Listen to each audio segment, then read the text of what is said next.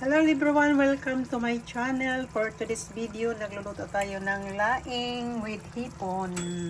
Saka may halong mackerel, smoked mackerels to guys. Ayan, naglangis-langis na ang ating laing.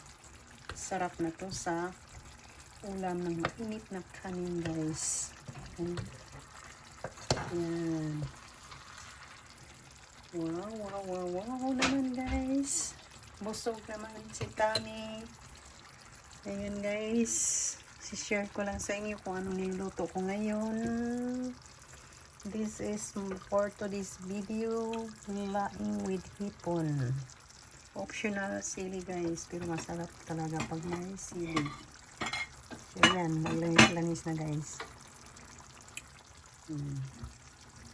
Almost done na to guys kasi gusto kong malambot na ang kanyang dahon ng gabi.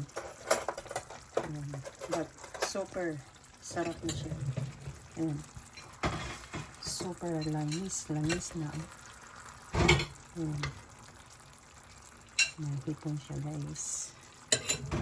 Napakasarap na naman ito guys. Ayan. Sana mag-ready na kayo ng rice guys at samahan niyo akong kumain nito. Yan.